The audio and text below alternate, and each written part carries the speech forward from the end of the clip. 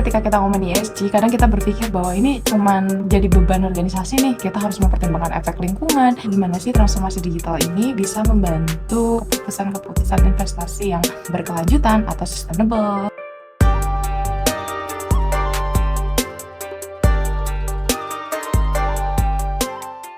Hai teman-teman, selamat datang kembali di Kenal Digital. Dan hari ini semoga teman-teman semuanya dalam kondisi yang sehat walafiat. Aku senang banget bisa kembali menyapa teman-teman, dan semoga teman-teman semuanya masih semangat nih belajar tentang transformasi digital. Oke, beberapa waktu yang lalu secara khusus aku mendedikasikan waktu untuk belajar tentang ESG.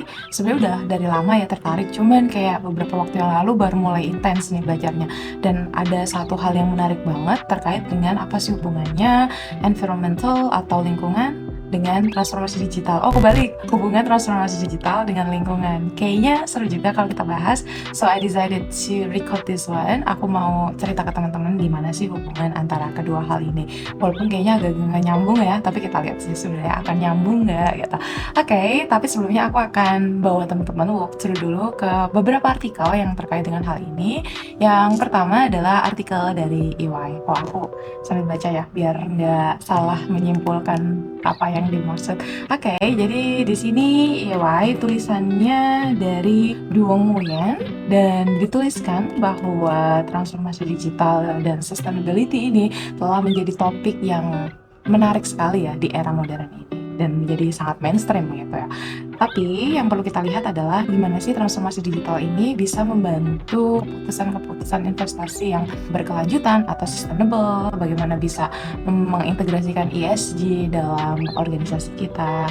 Dan di sini disebutkan bahwa organisasi yang mempertimbangkan tentang sustainability, tentang lingkungan, itu akan mampu berkompetisi dalam jangka yang panjang. Jadi ada beberapa anggapan bahwa ESG ini sebenarnya kayak cuma jadi beban organisasi gitu. Kenapa organisasi harus mempertimbangkan lingkungan, mempertimbangkan sosial, mempertimbangkan governance, sementara yang dikejar adalah profit gitu.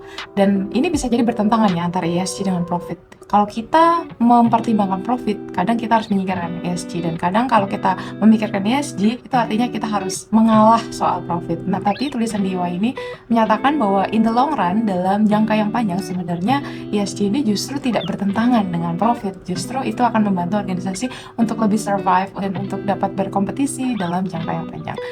Dan artikel yang selanjutnya adalah dari UNEP atau United Nations Environment Program. Ya nggak sih?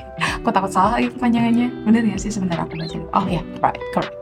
Karena ada banyak hal yang aku memorize hari ini teman-teman untuk episode ini. Jadi I'm afraid that I will forget something. Analisis awalnya yang dilakukan oleh UNEP ini menyatakan bahwa ada keuntungan dari transformasi digital yang signifikan terkait dengan lingkungan, seperti mengurangi emisi karbon dioksida setidaknya 20%, juga mengurangi penggunaan dari sumber daya alam sebesar 90%.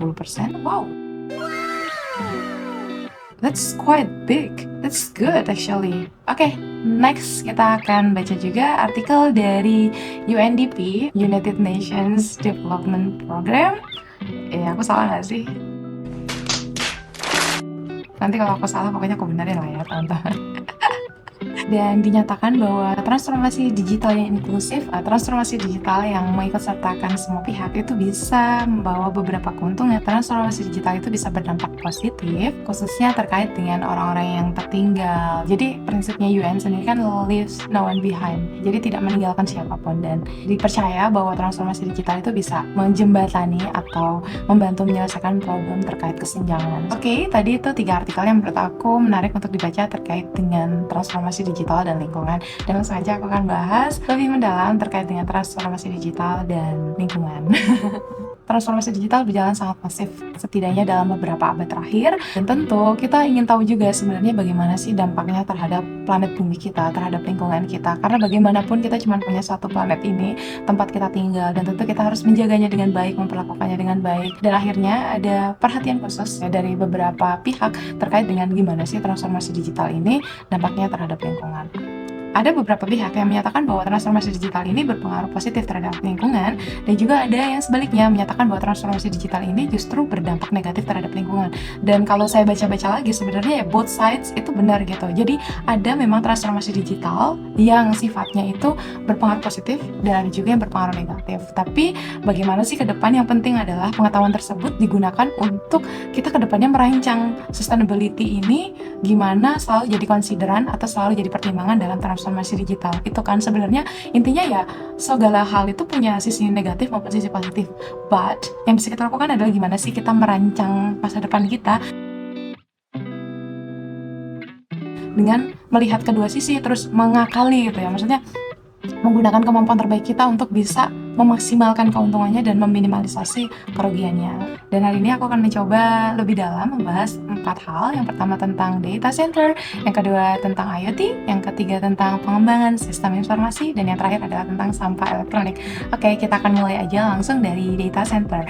Jadi beberapa waktu yang lalu aku sempat ngobrol dengan seseorang, dan beliau intinya menyampaikan ke aku bahwa sebagai seorang auditor, kamu juga harus tahu kriteria yang dipakai oleh klien kamu. Jadi misalnya klien kamu ini menggunakan green data center, maka kamu nggak bisa memaksakan bahwa kriterianya yang kamu gunakan untuk mengaudit adalah temperaturnya dengan temperatur data center sesuai standar dengan data center yang umum gitu. Karena green data center ini suhunya memang lebih tinggi, karena itu untuk lebih menghemat energi, dan juga pada akhirnya itu akan berdampak positif pada lingkungan. Dan itu, hari itu saya ngerasa kayak wow, ada yang namanya green data center, itu menarik banget. Jadi akhirnya saya memutuskan untuk belajar lebih lanjut tentang green data center ini.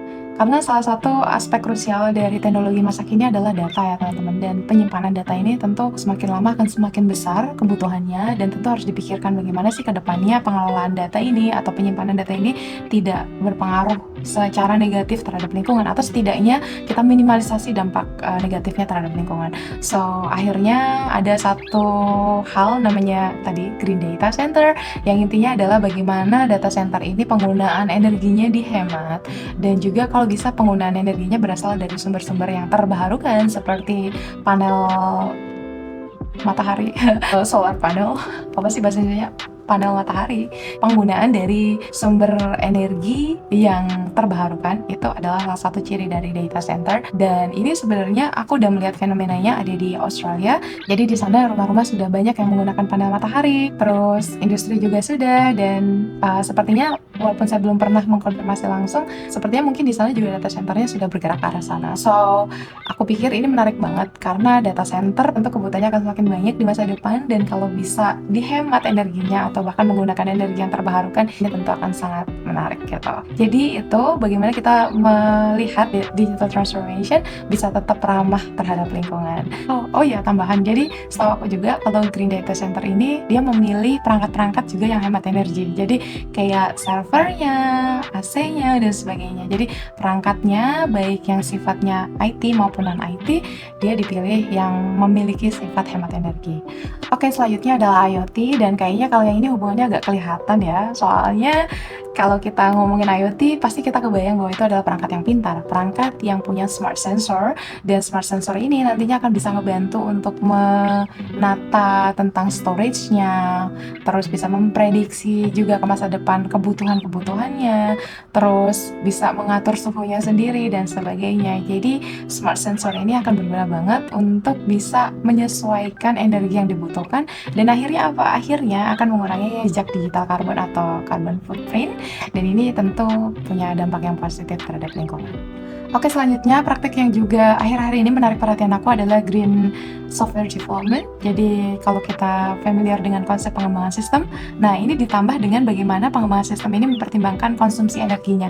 Jadi bagaimana kita membangun sebuah sistem informasi atau aplikasi yang pada akhirnya waktu digunakan itu tidak terlalu memakan energi karena terlalu berat, prosesnya terlalu lama, dan sebagainya. Jadi ketika kita mengembangkan aplikasi, coba dikonsider gitu ya, bagaimana sih sebenarnya nanti coding kita itu akan lebih hemat secara proses, lebih ringkas prosesnya, dan akhirnya bisa mengurangi jumlah penggunaan energi. So itu juga praktik yang menurut aku menarik. Dan praktik yang terakhir adalah terkait dengan sampah elektronik. Jadi kalau aku lupa baca statistiknya di mana. Jadi setiap harinya kita tuh ternyata sampah elektronik kita tuh sangat besar, teman-teman. Ya, dan praktik yang sebenarnya disarankan adalah bagaimana kita menggunakan ulang elektronik, membeli perangkat yang bekas mungkin gitu ya. Meskipun ini mungkin bukan praktik yang rasanya kita nggak nyaman ya, kok pakai perangkat kok bekas gitu, nanti takutnya malah cepat rusak dan sebagainya. Tapi sebenarnya ini praktik yang juga disarankan terkait dengan lingkungan. Jadi kalau perangkat itu masih bagus, sebenarnya bisa digunakan oleh orang lain gitu ya. Jadi walaupun ini terlihat sedikit tidak nyaman, tapi tentu praktik ini sebenarnya baik banget buat lingkungan karena akan mengurangi limbah yang dibuang ke tanah kita atau bumi kita, dan akhirnya itu juga akan berdampak positif terhadap lingkungan. So, itu 4 hal yang menurut aku menarik terkait dengan hubungan transformasi digital dan lingkungan. Nanti kalau misalnya aku ada beberapa hal lagi yang aku temukan di masa depan yang aku pelajari dan menarik, aku akan bisa sampaikan ke teman-teman mungkin di episode lain. Tapi itu dulu mungkin sekarang. Terima kasih sudah menyaksikan, dan kalau teman-teman ada komentar terkait dengan hal ini atau teman-teman punya saran ide terkait dengan bahasan yang bisa aku bahas di episode selanjutnya, silahkan tuliskan di kolom komentar ya. Terima kasih semuanya, sampai bertemu kembali. Annyeong.